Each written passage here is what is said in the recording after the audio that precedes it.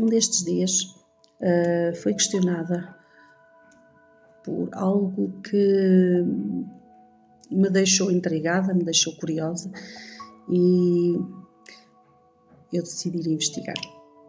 E vou-vos fazer a mesma questão. Já ouviram falar no Deus Thanos? Pois, eu também ainda não tinha ouvido falar, é verdade. Se bem que eu acho que é um bocado injusto apelidar de Deus, digamos, um rei. Não tão forte como Deus, porque Deus só existe um. Então, há nomes antigos que realmente parecem distantes, mas escondem realidades que continuam vivas dentro de nós. E Thanos, julgo que seja um deles. E por incrível que pareça, este nome está na Bíblia. E, obviamente, eu fui investigar. Existe realmente um pequeno parágrafo que fala deste rei em Ezequiel, no ponto 8:14 do Antigo Testamento. E o que diz é o seguinte: conduziu-me, depois, à entrada do pórtico do templo do Senhor, que dá para norte, e eis que aí se sentavam as mulheres que choravam Thamus.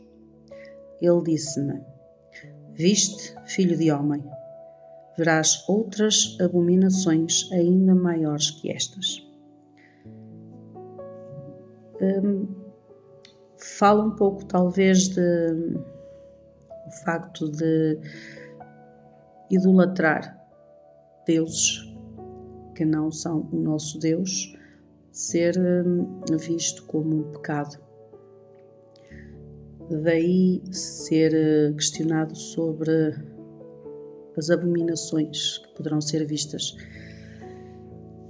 Mas Thanos é uma figura que atravessa séculos.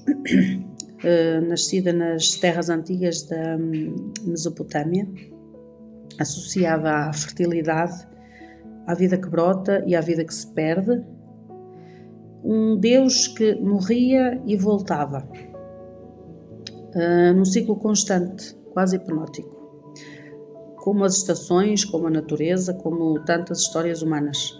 E na Bíblia, em Ezequiel 8:14, há uma imagem forte e desconcertante de mulheres à porta do templo a chorar por Thanos. Não é apenas um detalhe histórico, é um retrato emocional, um espelho.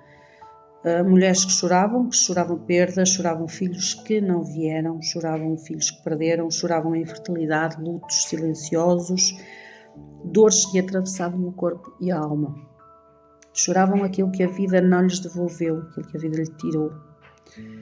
E ali, naquele choro coletivo de várias mulheres, havia uma esperança, ainda que frágil, que era a esperança de que Thanos pudesse restaurar o que foi perdido, que trouxesse vida ao que morreu e que curasse aquilo que parecia irreparável. Mas a pergunta permanece, atravessando séculos com a mesma força. O que é que realmente Thanos poderia oferecer? Será que ele ofereceria a felicidade, a cura, a fé? Ou era apenas um eco da necessidade humana de acreditar que a dor poderia desaparecer sem ser verdadeiramente enfrentada? A Igreja Católica condena este tipo de culto não só por ser idolatria, mas porque revela algo mais profundo. A tendência humana de procurar fora aquilo que precisa ser transformado por dentro. Porque no fundo Thanos não é apenas uma entidade antiga, é um símbolo. Um símbolo dos ciclos, dos padrões que se repetem, das histórias que não terminam e que apenas mudam de forma. E aqui entramos num território profundo, mas muito sensível. Quantas vezes já sentimos que estamos a viver algo que já conhecemos? Ou que certas dores não começaram em nós? Que certos medos parecem antigos demais para serem apenas desta vida? Há quem acredite, tal como eu, em vidas passadas. Há quem sinta que a alma carrega memórias que a mente não explica. E há quem também veja isto de outra forma. Padrões que atravessam gerações, comportamentos, traumas, silêncios, formas de amar e de sofrer que passam de pais para filhos, como uma herança invisível. E seja qual for a linguagem espiritual ou emocional, a verdade é que há ciclos que não parecem ter um início muito claro, nem um fim à vista. Relacionamentos que se repetem, escolhas que se duplicam erradamente, feridas que parece que nunca chegam a fechar. E por vezes existe algo ainda mais profundo, um medo inconsciente de quebrar um ciclo, medo de ser diferente, medo de trair a história da família, medo de ferir de alguma forma aqueles que vieram antes de nós, como se ao curar estivéssemos a desrespeitar, como se ao mudar estivéssemos a abandonar. E então permanece no mesmo padrão, na mesma dor, na mesma repetição disfarçada de destino. Tal como no mito de Thamus, morre, volta, repete, morre, volta, repete. Mas será que foi para isso que fomos feitos? Para repetir? Ou será que foi para transformar? Talvez o verdadeiro despertar esteja exatamente aqui. Perceber que honrar quem veio antes não é repetir a sua dor, é ter coragem para a curar. Quebrar ciclos não é rejeitar raízes, é permitir que elas deixem de sangrar. E talvez seja isso que aquelas mulheres à porta do templo, sem saber, também procuravam. Não apenas um Deus que lhes devolvesse aquilo que elas perderam, mas uma forma de dar sentido à sua dor.